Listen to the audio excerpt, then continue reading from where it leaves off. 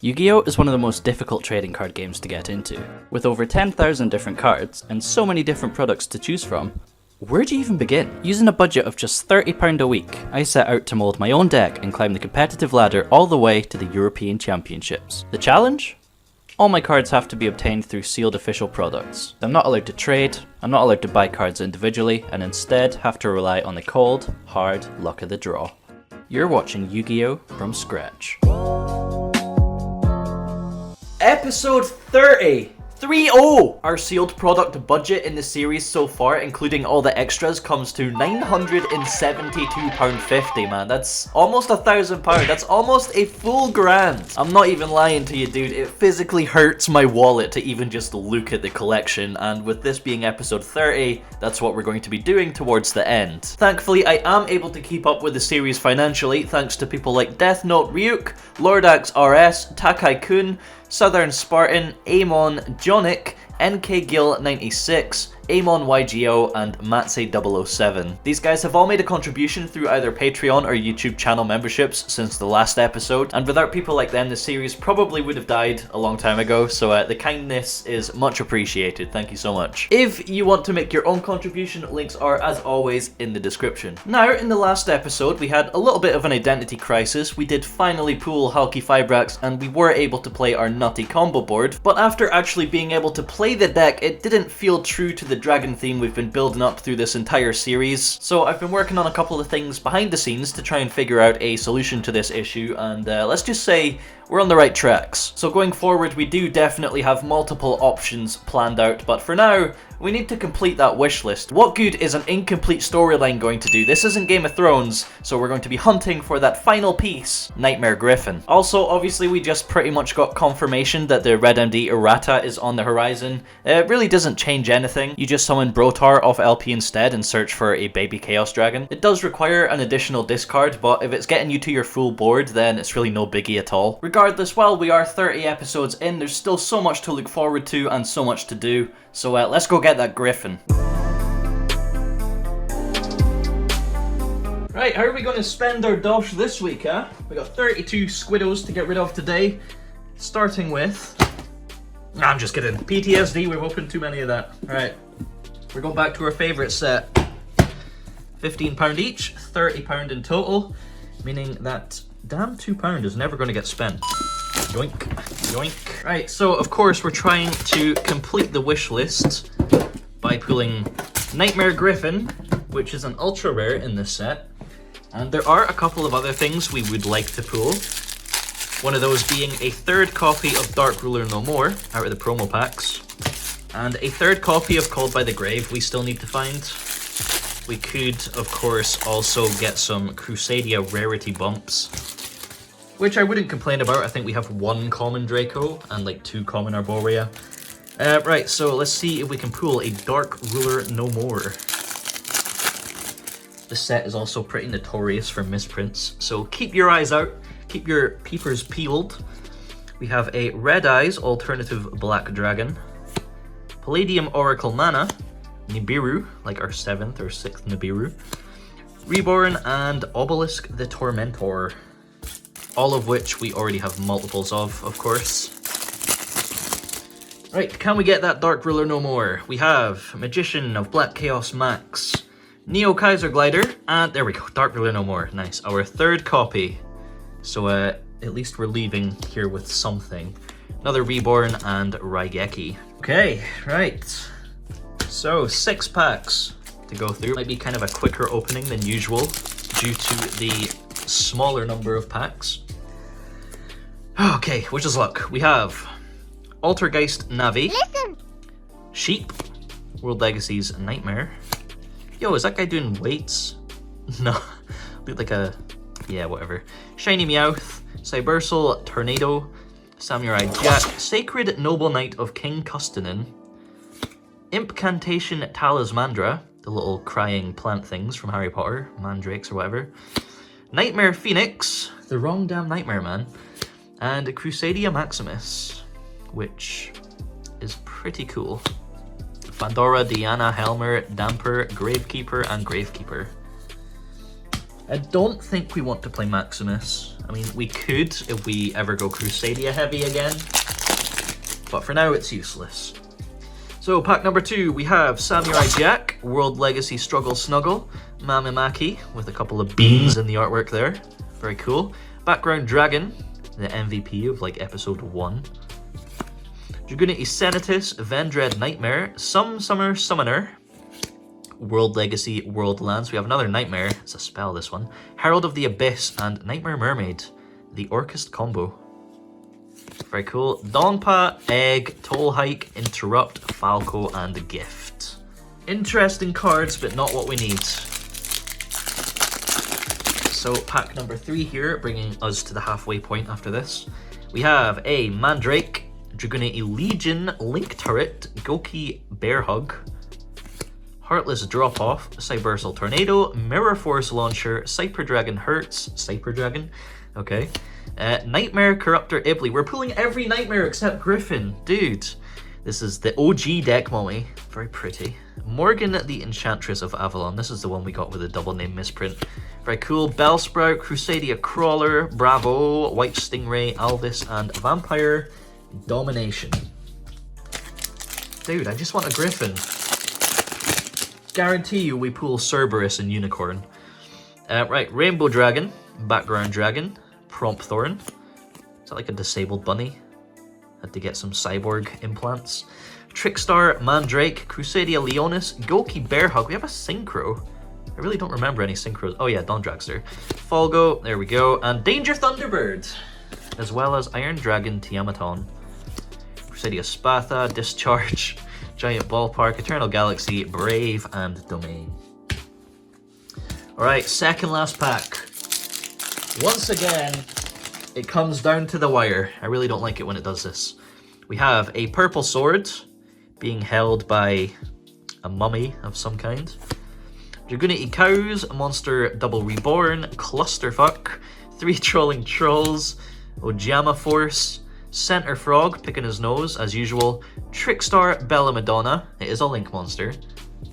Nightmare Cerberus! I told you we would get Nightmare Cerberus! Dude, we're getting every Nightmare except Griffin. God damn it.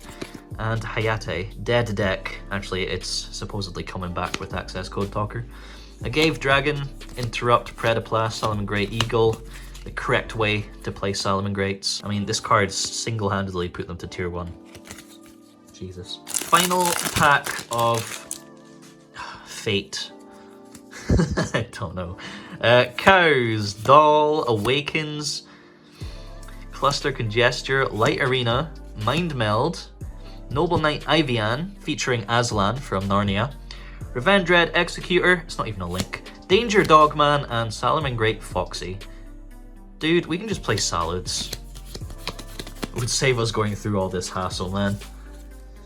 Well, there you have it. More tins next week, hooray. Let's move on. Well, that opening was a bit of a nightmare. Am I right? We are making some changes to the side deck today. I'm swapping out a red Reboot for Cosmic Cyclone and a third Nibiru for a third Dark Ruler No More. Reboot was mainly around for things like Guru and Altergeist, but it seems like Eldelich has kind of taken their place, and if you allow Eldelich to just set a free trap, then you're in for a bad time. As for Nibiru, all the combo decks at the top really just don't care about it. Like Adamancipator can just play straight through it, so Dark Ruler No More is a much more reliable way to shut down their board. That's all we're going to be changing for today, so it's now time to continue our kill streak against the patrons and YouTube channel members of the show. Alright, so round 1 here, we're up against Rob Kramer, the appropriately titled Grenmaju guy. We win rock, paper, scissors and choose to go first. We open a pretty good hand, including Impermanence, and we're ready to combo off. Starting with Sangan, we of course link into Almirage and search for Arboria, getting us to Halqifibrax. Unfortunately, we're unable to summon our Italian Crow because our Noodle gets hit with Impermanence. This pretty much has a direct impact on our end board because there's no other way that we can summon our Blackwing, so we can't get to the Simorgh link. Using Draco and World Legacy Guardragon, however, we are still able to continue with our combos and link into the Tenyi link and then go through our Guardragon plays. With no further interruption, we get to Savage, Union Carrier, Abomination, and a set Impermanence, But that's really just one negate. Without Apex Avian to trigger Abomination, our board seems pretty lackluster thanks to not having Griffin. We do, however, have an Impermanence, so let's see if he can break it. Starting things off with a Foolish Burial, he sends Gizmek Orochi to the graveyard. Next, he baits out my Savage Negate with a Mind Control and then activates Glyph to search for the Golden Castle of Stromberg. His castle allows him to summon Hextrude from the deck, which can target one card on the field and destroy it, so we hit that with Impermanence, and he goes to the battle phase. Attacking over Savage gives us the effect of Abomination to pop his field spell, and then Gizmek comes out to beat over the Union Carrier. In the end phase, Abomination blows up Hextrude, and it's back over to us. We draw into a live Draconnet, which gets us just enough materials for Borrelsword, but we're unable to kill him this turn without another monster. In the battle phase, we flip his Gizmek to defense for that second attack on Borrelsword, beat over it, attack him for 4000 with Abomination, and then he summons back the Gizmek for us to beat over it again with Borrelsword. Over to him, he banishes 5 for Eater of Millions, and then normal summons the boy himself, Gren Maju. Threatening an attack on Abomination with Millions, I switch it to defense with Borrelsword, he then summons Gizmek, and just attacks with Maju. Game 2, I choose to go second and side accordingly. Gren Maju typically can't build that much of a board, so I put in Cyclones and Gamma Seals, and that should be enough. Our hand really isn't that good at all, but there are still some lines of play that allows us to combo off. He ends on a board of Golden Castle and Zombie Stein, which is pretty much an Omni Negate, and we draw into Cosmic Cyclone, so we have the perfect outs for that board. Slapping a turtle on his field, I then normal summon Galaxy Serpent and a link into Striker Dragon, getting a search for boot sector launch. Activating Ravine, I dump our bird from hand to dump Absorouter, searching for Rokket Tracer. Summoning it off the effect of launch gets us to a Noodle, which summons a Rokket Synchron, allowing us to link into LP and Pisty with Draco. No! No! Round 2, we're up against Despacito, and we lose the Rock Paper Scissors, being made to go second. Our hand is okay but fragile. We have 3 starters and just 1 extender. However, with no interruption, that would be full combo. Dead deck. He normal summons Ray, links into Shizuku, and passes turn. Dead deck. I really didn't expect a Strikers matchup, so if I lose after calling them a dead deck, then we're gonna be in for a wild time. Top decking Synchron is kind of just another brick, so we really want our combo to resolve. Sangan is fine. Hulky Fibrax is fine. LP gets hit with an Ash, but we can keep playing thanks to Dragon Shrine. Dumping Chalice and Serpent, we get a free summon, linking into Striker Dragon and getting boot sector launch. Next, we link into Romulus to get Dragon Ravine to hand, which we use to pitch our Spare Mining and dump Absorouter to add Tracer. Summoning 2 rockets off the launch effect and going through Pisty, we get access to Borrelsword and Borreload Savage for the Ray, which is easy game.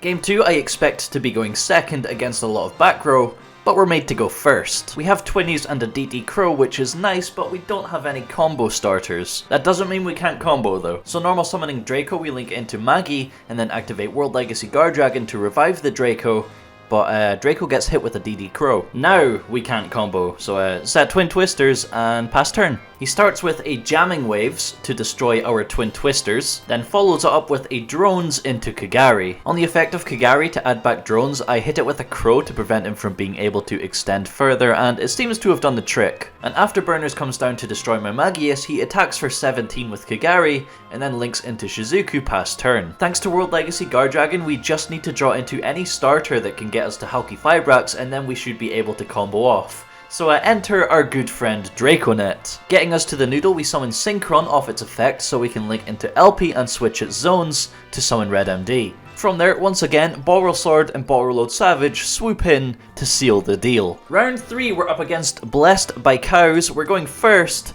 and our hand is, well, it's not great. I was genuinely about to set Impermanence and then pass until I realized I could normal summon Serpent, link into Almirage, Rota for Arboria, and get to Hulky Fibrax that way. It's a real shame it gets hit with an Impermanence, so we just have to set Imperman pass.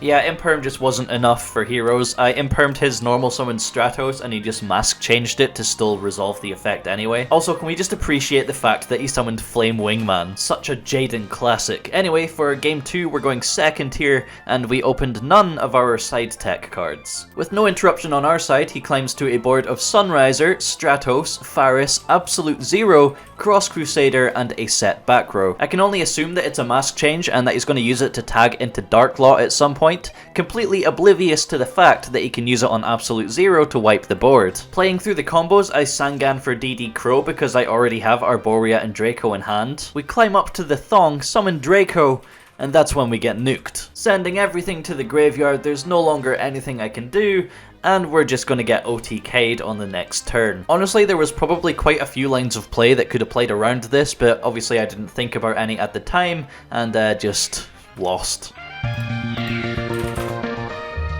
But it gets even better, because for round 4, we're playing against Greenie with Cubics. Now, I'm not gonna lie to you, I don't think I've ever played against Cubics, nor do I know what they do or what their strategy revolves around, so we're going into this one blind. We do win rock, paper, scissors and go first, however, we don't have a generic dragon extender, so we don't have full combo. He has no interruption, so we play through as much as we can, and we end on Thongboy, Savage, Abomination, and Apex Avian. The only piece that's missing here is Union Carrier. He starts by normal summoning Duza and activating its effect to dump Karma. He then banishes it from the graveyard to search for a cubic monster, which I negate with Avian for some reason, therefore not triggering Abomination. I'm just bad, okay? Leave me alone. He then summons Crimson Nova by revealing 3 other cubic cards in his hand. He then activates Karma from hand, which dumps a bunch of V-Jams and buffs up his Nova by 800 for each copy permanently. This would make it stronger than both Abomination and Savage, so I negate the Karma with Savage and he activates Cubic Wave. This thing doubles the attack of his Nova and halves the attack of my Borreload Savage. So he now goes to the battle phase and punches over it for over 4,000 points of damage, allowing him to then attack again. This also triggers Abomination, so we pop his Duza. But Revs, why didn't you just pop his Nova? Oh yeah, it's also unaffected by monster effects that have 3,000 or less attack. So now he beats over Abomination for 3,000 points of damage. And during the end phase it has another effect where it burns both players for 3,000. So yeah, we die. Game 2, after what just happened, I get the impression that it's an OTK deck, so I side accordingly and choose to go second. Our hand is pretty much complete garbage. I do drop an Imperm on his Duza, he then prohibitions for LP and ends on a V-Jam after monster gating his Duza. We draw into Tracer, which we still can't do a whole lot with, so I normal summon Synchron, link into Almaraz, use Arboria to get to Needle Fiber, and climb up to our Simorgh link. V-Jam can't be destroyed by battle, so I just pass my turn there, getting Apex Avian during the end phase. He activates a Dharma with its first effect, discarding Unification to draw 1 card. Back over to us, we draw into a DD Crow, which is currently useless. I would use it on Unification, but he can just chain it to banish anyway. With no other way of getting over the V-Jam, I link both my birds into Abomination and then normal summon Tracer. I also Cyclone away his Prohibition because the plan was to use LP, but then I realized he might have Nibiru, so I decide against it. Instead, I activate Ravine, pop it with Tracer to summon Silverrokket, and then pop the V-Jam with Abomination. Before I get a chance to Synchro into Savage, he activates the effect of Unification, summoning a Duza from the deck, which also has battle and card effect protection till the end of the turn. He outs my Savage by baiting its effect and then using Cubic Wave to beat over it, and he also gives Abomination a Cubic counter, or whatever it's called, which negates its effects and prevents it from attacking. So we're now in a game state where I need to top deck any Dragon Extender that allows me to go into LP to combo off and OTK him. Gamma Seal. Brilliant. It's also worth noting that we've gone through all of our rockets, so when the next 2 draws are... very cool. Well, I think it's fair to say we're starting over on the kill streak again. We got absolutely demolished today. I don't remember the last episode where we've played this badly. The deck really wasn't helping either, so let's talk about that while flicking through the collection. Right, so as usual, I'm just going to speak over the collection footage in the background. I haven't actually had a chance to sort the collection since last time, so it's a bit of a mess. Sue me. Altogether, including locals and regionals for the series, we have spent a total of £1,087.50, and if I was to put a value on the collection as a whole, including bulk and everything, it would probably be between £900 and £1,000. Anyway, our kill streak was stopped in this episode at 7, so we get the reward for a 5 kill streak pushed into next week's budget. And speaking of next week's budget, I previously said that we're going to be opening more tins next week because we still want the Griffin. After today, I'm not so sure. I feel like we learned a lot about the new build of our deck today, and especially its flaws, which are a lot more apparent than in previous versions. While yes, doing test hands by yourself we can get full combo like 5 or 10 times in a row, that's not what makes a deck actually good. 2 key factors I learned today that were totally missing was versatility and recovery. Oh yeah, wow, we can make a sick end board, but can we out a Marshmallow? Well, we can use Abomination, but if that gets negated, we can't. Another issue is the choke points that we have. If Halki Fibrex gets negated with Ash or whatever, yeah, we might be able to still continue comboing, but our end board has lost a full negate. If LP gets negated and we're going first, then we're pretty much stuck there and then, whereas in previous builds we would still be able to end on at least spheres or some other kind of interruption. So what I'm saying is, our current version of the deck is just a glass cannon, and putting time and money towards the Griffin is honestly just a waste. Not to mention the fact that it literally just loses hard to Nibiru, which was already an issue that we were dealing with, but in this new build that I've come up with, we have a solution to that, and we don't care about Nibiru, at least most of the time anyway, so I'm excited to say that we're going back to the dragons, my guys. There is a bunch of cards that we're going to need to make the deck as good as it can be, and one of those is actually pretty tough to get. It's going to bring us back to Breakers of Shadow, unless they hopefully reprint it, although I can't see them doing that, and that's Trap Tricks Rafflesia. Of course, we're going to need Parallel Exceeds and Gravedigger's Trap Hole to go along with it, so that means more Eternity Code, but for sure that is going to be the next big hunt. Anyway, that's us come to the end of the collection. Thank you so much for watching this far if you have, and supporting the channel all this time. Be sure to like the video on your way out, and I will see you in the next one. Ciao.